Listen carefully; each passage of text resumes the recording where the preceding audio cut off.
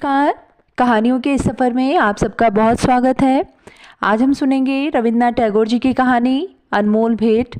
कहानी शुरू करने से पहले मेरा आप सबसे विनम्र निवेदन है, यदि मेरे द्वारा सुनाई गई कहानियाँ आप सबको पसंद आती हों और आपने चैनल को अब तक सब्सक्राइब नहीं किया तो चैनल को ज़रूर सब्सक्राइब कर लें और अपने मित्रों में भी शेयर करें।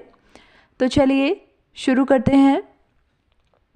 रायचरण 12 वर्ष की आयु से अपने मालिक का बच्चा खिलाने का नौकर था। उसके पश्चात काफ़ी समय बीत गया। नन्हा बच्चा रायचरण की गोद से निकलकर स्कूल में प्रविष्ट हुआ। स्कूल से कॉलेज में पहुंचा, फिर एक सरकारी स्थान पर लग गया। किंतु रायचरण अब भी बच्चा खिलाता था। वह बच्चा उसकी गोद के पाले हुए अनुकूल बाबू का पुत्र था। बच्चा घुटनों के बल चलकर बाहर निकल आया। जब रायचरण दौड़कर उसको पकड़ता तो वह रोता और अपने नन्हे नन्हे हाथों से रायचरण को मारता। रायचरण हंसकर कहता, हमारा भैया भी बड़ा होकर जज साहब बनेगा। जब वह रायचरण को चन्ना कहकर पुकारता तो उसका हृदय बहुत हर्षित होता। वह दोनों हाथ पृथ्वी पर टेक कर घोड़ा बनता और बच्चा उसकी पीठ पर सवार हो जाता। इन्हीं दिनों अनुकूल बाबू की बदली परया नदी के किनारे एक जिले में हो गई। एक नए स्थान की ओर जाते हुए कलकत्ते से उन्होंने अपने बच्चे के लिए मूल्यवान आभूषण और कपड़े के अतिरिक्त एक छोटी सी सुंदर गाड़ी भी खरीदी। वर्षा ऋतु थी। कई दिनों से मूसलाधार वर्षा हो रही थी। ईश्वर ईश्वर करते हुए बादल फटे। संध्या का समय था। बच्चे ने बाहर जाने के लिए आग्रह किया। रायचरण उसे गाड़ी में बिठाकर बाहर ले गया। खेतों में पानी खूब भरा हुआ था। बच्चे ने फूलों का गुच्छा देखकर जिद की। रायचरण ने उसे बहलाना चाहा, किंतु वह न माना। विवश रायचरण बच्चे का मन रखने के लिए घुटनों घुटनों पानी में फूल तोड़ने लगा। कई स्थानों पर उसके पांव कीचड़ में बुरी तरह धंस गए। बच्चा तनिक देर मौन गाड़ी में बैठा रहा, फिर उसका ध्यान लहराती हुई नदी की ओर गया।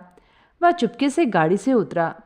पास ही एक लकड़ी पड़ी थी, उठा ली और भयानक नदी के तट पर पहुंचकर उसकी लहरों से खेलने लगा। नदी के शोर में ऐसा मालूम होता था कि नदी की चंचल और मुंहजोर जलपरियां सुंदर बच्चे को अपने साथ खेलने के लिए बुला रही हैं।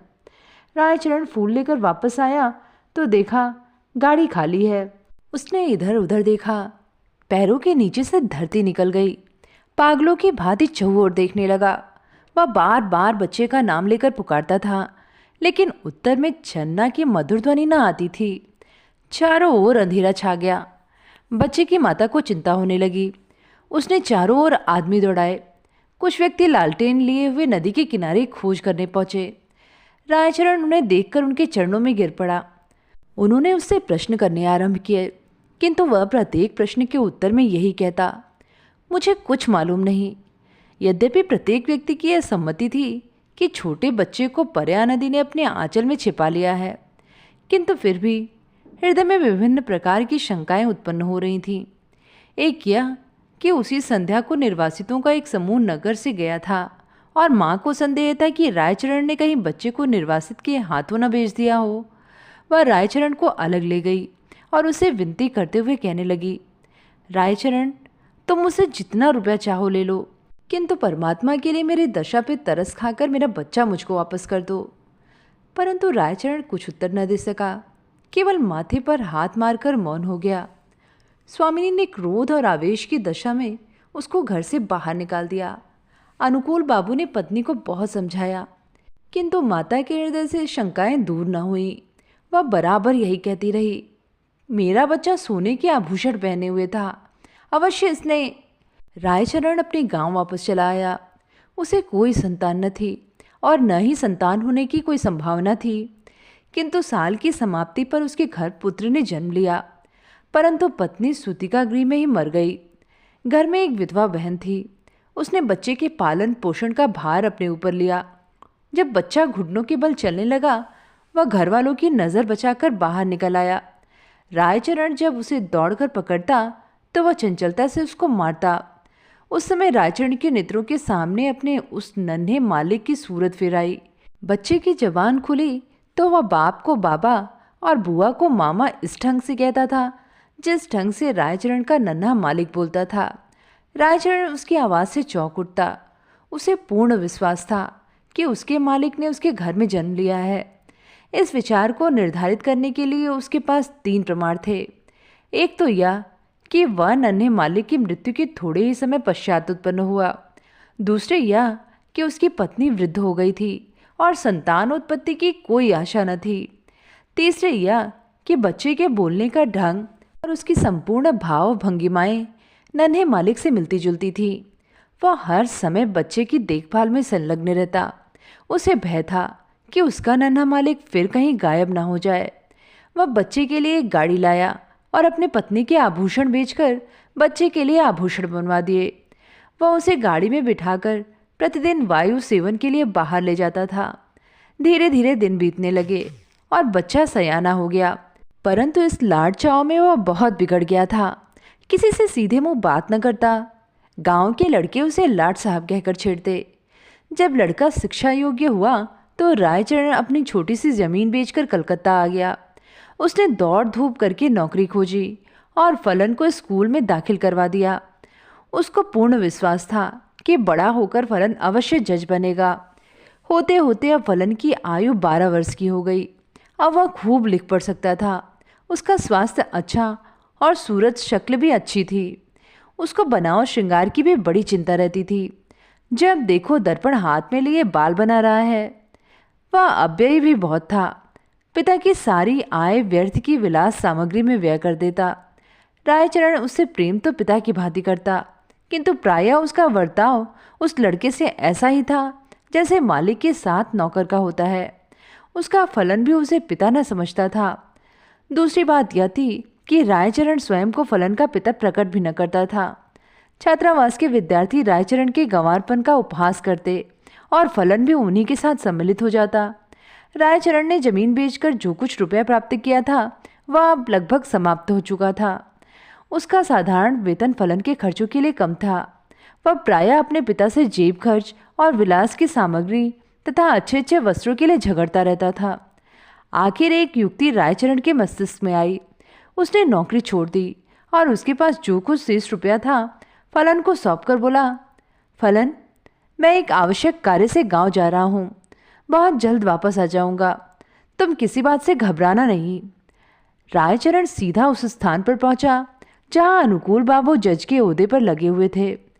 उनके और कोई दूसरी संतान न थी। इस कारण उनकी पत्नी हर समय चिंतित रहती थी। अनुकूल बाबू कचहरी से वापस आकर कुर्सी पर बैठे हुए थे और उनकी पत्नी संतानोत्पत्ति के लिए बाजारू दवा बेचने वाले से जड़ी बूटी खरीद रही थी। काफी दिनों के पश्चात वह अपने वृद्ध नौकर रायचरण को देखकर आश्चर्यचकित हुई। पुरानी सेवाओं का विचार करके उसको रायचरण पर तरस आ गया और उससे पूछा, क्या तुम फिर नौकरी करना चाहते हो? रायचरण ने मुस्कुराकर उत्तर दिया, मैं अपने मालकिन के चरण छूना चाहता हूँ। अनुकूल बाबू रायचरण की आवाज़ सुनकर कमरे से निकल आए। रायचरण की शक्ल देखकर उनके कलेजे का जख्म ताजा हो गया और उन्होंने मुंह फेर लिया।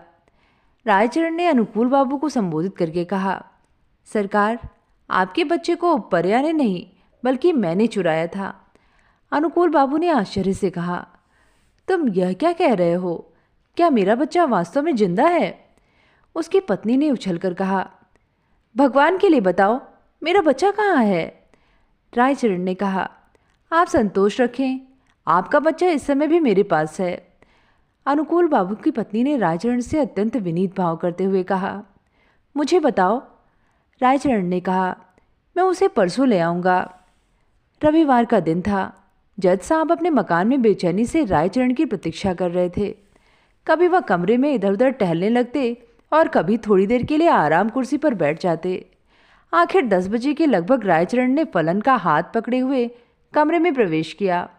अनुकूल बाबू की घरवाली फलन को देखते ही दीवानों की भांति उसकी ओर लपकी और उसे बड़े जोर से गले लगा लिया।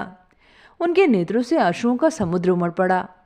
कभी वह उसको प्यार करती, कभी आश्चर्य से उसकी सूरत तकने लग जाती।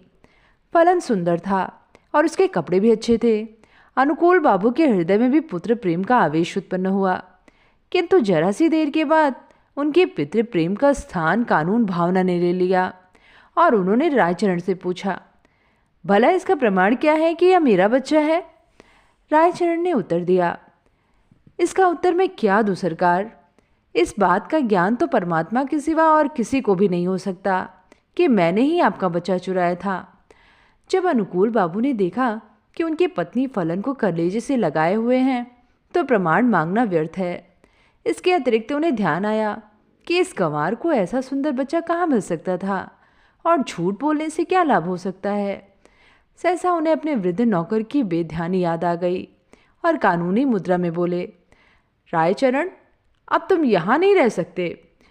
रायचरण ने ठंडी उसास भरकर कहा, अब मैं कहाँ जाऊँ, बूढ़ा हो गया हूँ, अब मुझे कोई नौकर भी न रखेगा। भगवान के लिए अपने द्वार पर पड़ा रहने दीजिए। अनुकूल बाबू की पत्नी बोली, रहने दो, हमारा क्या नुकसान है, हमारा बच्चा भी इसे देखकर प्रसन्न रहेगा।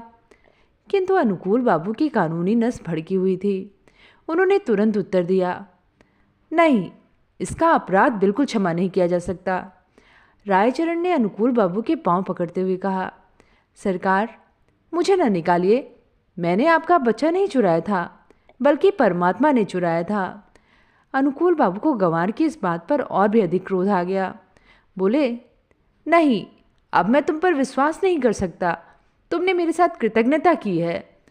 रायचरण ने फिर कहा, सरकार, मेरा कुछ अपराध नहीं।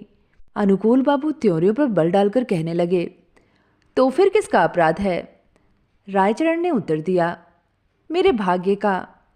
परंतु शिक्षित व्यक्ति भाग्य का अस्तित्व स्वीकार नहीं कर सकता।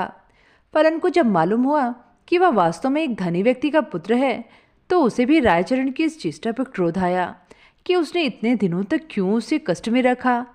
फिर रायचरण को देखकर उसे दया भी आ गई और उसने अनुकूल बाबू से कहा, पिताजी, इसको क्षमा कर दीजिए।